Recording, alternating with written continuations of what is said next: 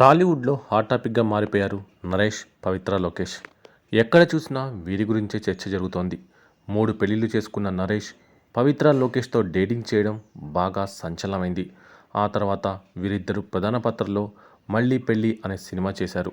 నరేష్, పవిత్ర సొంత కథనే ఈ సినిమాగా రూపొందించారు. తెలుగు, కన్నడ భాషల్లో విడుదలైన ఈ సినిమా అప్పట్లో బాగా సంచలనమైంది. ఈ సినిమా విడుదలను అడ్డుకోవాలని ఆయన మాజీ భార్య రమ్య ఏకంగా కోర్టుకు వెళ్ళింది. అయినప్పటికీ సినిమా విడుదలైంది. కానీ ప్రేక్షకుల్ని మాత్రం అంతగా ఆకట్టుకోలేకపోయింది. డబ్బు కోసమే పవిత్ర తనను పెళ్లి చేసుకుందంటూ వస్తున్న విమర్శల గురించి నరేష్ ఆ మధ్య స్పందించారు.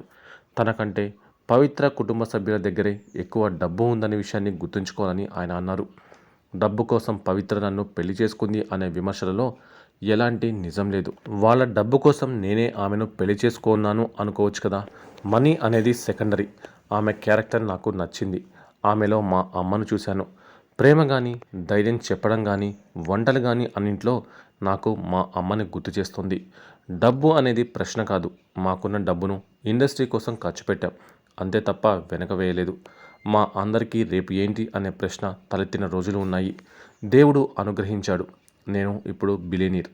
ప్రస్తుతం నేను బిజీ క్యారెక్టర్ ఆర్టిస్ట్గా ఉన్నాను. కోట్ల రూపాయలు సంపాదిస్తున్నాను. 3-4 తరాలు ఆలోచించాల్సిన అవసరం లేనంత డబ్బు ఉంది. లైఫ్లో మనీ ఉండాలి, కానీ మనీ కోసమే లైఫ్ ఉండకూడదు అనుకుంటాను. నా దగ్గర ఉన్న డబ్బుతో సినీ పరిశ్రమకు ఎంతో కొంత మంచి పనిచేస్తున్నాను. నా జీవితాన్ని సంతోషంగా గడుపుతున్నాను. ఇప్పటి వరకు 14 దేశాలు తిరిగాను. మొత్తం 30 దేశాలు తిరగాలనేదే నా కోరిక అని నరేష్ వివరించారు. ఇక పవిత్రతో పరిచయం గురించి మాట్లాడిన నరేష్, ఎప్పుడో ఆలయం సినిమా సమయంలో మొదటిసారి కలుసుకున్నాము. అప్పుడు పవిత్ర నాతో మాట్లాడలేదు. దాంతో ఈ అమ్మాయికి అంత పొగరేంటి అని లైట్ తీసుకున్నాను. మళ్ళీ ఆ తర్వాత 10 ఏళ్లకు హ్యాపీ వెడ్డింగ్ షూటింగ్ సమయంలో కలుసుకున్నాము. ఆ టైంలో నాతో గలగలా మాట్లాడుతూనే ఉంది. షూటింగ్ జరుగుతుండగానే నా గురించి చాలా విషయాలు తెలుసుకుంది. అప్పుడు నేను షాక్ అయ్యా. ఆ టైంలోనే ఈ అమ్మాయి బాగుంది, అందంగా ఉందనిపించి ఓ పాజిటివ్ ఎనర్జీ కలిగింది. ఇక షూటింగ్ అయిపోయాక మళ్ళీ నాతో మాట్లాడింది లేదు అని నరేష్ చెప్పారు. ఇక ఆ తర్వాత మళ్ళీ సమ్మోహనం సినిమా షూటింగ్లో కలుసుకున్నాము. షూటింగ్ టైంలో తను ఫ్యాన్ పెట్టుకుని కూర్చుంది. దీంతో నీ స్మెల్ నచ్చింది అని తనతో ఓపెన్గా చెప్పాను. అప్పుడు తనేదో పర్ఫ్యూమ్ పేరు చెప్పింది. అది కాదు, మీ స్మెల్ నచ్చింది అని చెప్పా. ఆ తర్వాత కిచెన్లో షూటింగ్ జరుగుతున్నప్పుడు ఆమె హుందాతనం, నడక చూసి ఈ అమ్మాయి నా వంటింట్లో ఉంటే బాగుంటుంది అని అనిపించింది. సహజంగా ఇలాంటి అమ్మాయిని ఎవరైనా చూస్తే తన బెడ్రూమ్లో ఉండరని అనుకుంటారు. కానీ నాకు మాత్రం వంటింట్లో ఉంటే బాగుండు అనిపించింది. అప్పటికే ఫ్యామిలీ లైఫ్తో నేను సఫర్ అవుతున్నా. దాంతో ఇలాంటి అమ్మాయి తన ఇంట్లో ఉంటే బాగుంటుంది అన్న ఫీలింగ్ అలాగే ఉండిపోయింది. పైగా తాను మంచి వంటలు కూడా వండుతానని నాకు చెప్పింది. ఇక ఆ తర్వాత ఒకరోజు మామూలుగా మెసేజ్ పెట్టాను. ఆమె రిప్లై ఇవ్వలేదు. దాంతో ఈ అమ్మాయి పెద్ద జాదులా ఉంది అని అనుకున్నా. మళ్ళీ 6 నెలల గ్యాప్ తర్వాత బెంగళూరులో కలిసింది. షూటింగ్ కోసం వచ్చానని చెప్పి కలుద్దామా అంటే ఓకే అని చెప్పింది. అలా ఆ రోజు ఓ కాఫీ షాప్లో కలుసుకున్నాం అని నరేష్ పేర్కొన్నారు. మధ్యాహ్నం నుంచి సాయంత్రం వరకు అలా మాట్లాడుకుంటూనే ఉన్నాము. దాంతో ఆ రోజు నుంచి ఇద్దరం కనెక్ట్ అయిపోయాము. కానీ ఐ లవ్ యూ చెప్పుకోలేదు. కేవలం ఫ్రెండ్షిప్ మాత్రమే.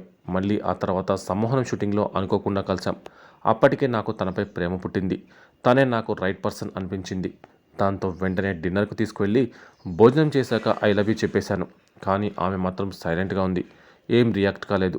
దాంతో నాకు వణుకుతో చెమటలు పట్టాయి. ఉన్న ఫ్రెండ్షిప్ కూడా పోతుందేమో అని అనిపించింది. ఇక ఆ తర్వాత హోటల్లో దిగిపోతున్న సమయంలో నాకు ఆన్సర్ ఇవ్వలేదని అడగ్గా కీప్ లవింగ్ మీ అనే మాట చెప్పి వెళ్ళిపోయింది. దాంతో అది నాకేం అర్థం కాలేదు. రాత్రంతా నిద్ర కూడా పట్టలేదు.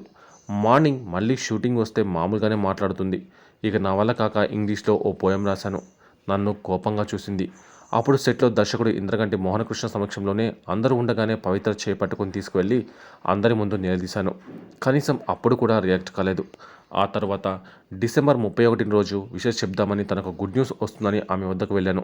ఇప్పటికైనా చెప్పు అని అడిగితే అప్పుడు ఐ లవ్ యూ అని చెప్పింది. అలా తన లవ్ స్టోరీ గురించి ఆసక్తికర విషయాలు చెప్పారు నరేష్. ఇక ముఖ్యంగా నరేష్, పవిత్ర, లోకేష్లు అన్అఫీషియల్గా పెళ్లి చేసుకున్నప్పటికీ దాన్ని అధికారికంగా ప్రకటించలేదు.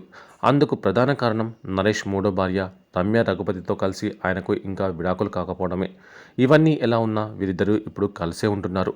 ముఖ్యంగా లేటు వయసులో వీరిద్దరి ఘాటు ప్రేమ గురించి పేపర్లు, టీవీలు, సోషల్ మీడియాలో ఎన్నో కథనాలు వచ్చాయి. వీరిద్దరూ కలిసే ఉంటున్నారని, ఇద్దరి మధ్య సంబంధం ఉందన్న విషయం దేశవ్యాప్తంగా ఉన్న ప్రజలందరికీ తెలుసు. అయితే ఆ మధ్య వారిద్దరికీ ఓ క్లిష్టమైన ప్రశ్న ఎదురైంది. మళ్ళీ పిల్లలను కంటారా? ఇప్పటికే నరేష్ 3 భార్యలతో పిల్లలను కన్నారు. ఆయనకు 3 పిల్లలున్నట్లు టాక్. అలాగే పవిత్ర లోకేష్ కూడా 2 పిల్లలున్నారు. వాళ్ళు పెద్దవాళ్ళు కూడా. ఈ నేపథ్యంలో ఇప్పుడు కలిసి ఈ 2 పిల్లలను కనే ఉద్దేశం ఉందా? భవిష్యత్తులో ఏం చేయబోతున్నారనే ప్రశ్నకి స్పందించింది పవిత్ర లోకేష్. తాము తీసుకున్న సంచలన నిర్ణయాన్ని బయటపెట్టింది. ఈ సమాజంలో చాలామంది పిల్లలు అనాథలుగా ఉన్నారు. పేరెంట్స్ లేని పిల్లలు ఉన్నారు. తాము కలిసిన ఉద్దేశం అది కాదని చెప్పింది. దాని గురించి తాము ఆలోచించడం లేదని, మోరల్గా మేము సపోర్ట్గా ఉండాలనేది తాను కోరుకుంటున్నట్లు, ఆ ప్రేమ ఆప్యాయతలు రెస్పెక్ట్ ఇచ్చిపుచ్చుకోవడం ఇక్కడ ఇంపార్టెంట్ అని పవిత్ర చెప్పుకొచ్చింది. ఈ క్రమంలో కల్పించుకున్న నరేష్ మాట్లాడుతూ తాను పవిత్ర పిల్లలు కనేందుకు మెడికల్గా ఫిజికల్గా ఫిట్గానే ఉన్నామని తెలిపారు. ఇప్పటికీ తాము పిల్లలను కనొచ్చు అని, అయితే ఇప్పుడు పిల్లలను కంటే తనకు 80 ఏళ్ళు వచ్చేసరికి తమకు పుట్టబోయే బిడ్డకి 20 ఏళ్ళు వస్తాయని, అలా అవసరమా మాకు అని తెలిపారు. భార్యాభర్తలుగా మేము కలిసి ఉండటమే ఇప్పుడు ముఖ్యమని తెలిపారు. పవిత్ర పిల్లలు, తన పిల్లలు ఇద్దరు తమ బిడ్డలే అని, మాకు ఇప్పుడు 5 పిల్లలు ఉన్నారనుకుని బతుకుతున్నామని తెలిపారు నరేష్. అంతేకాకుండా ఈ సందర్భంగా మరో విషయాన్ని స్పష్టం చేశారు. తాము అమ్మగారు విజయ నిర్మల కృష్ణ గారు లాగే ఉండిపోవాలని అనుకుంటున్నట్టు తెలిపారు. తనకు నేను, నాకు ఆమె పిల్లలుగానే భావిస్తామని, ఒకరినొకరం ప్రేమగా చూసుకుంటామని చెప్పారు నరేష్.